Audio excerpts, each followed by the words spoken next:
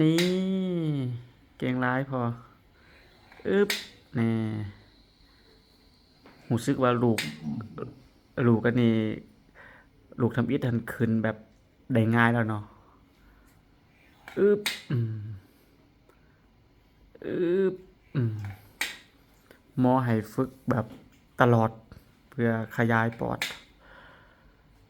ในอึบเก่งร้ายพอ30 เทื่อนะ30อ่ะพอ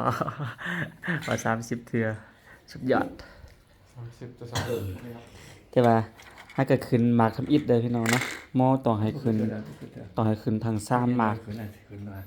จักอันนี้มันวัดกันในหุ้นในตัวนี้600ซีซีตัวนี้900ตัวนี้1,200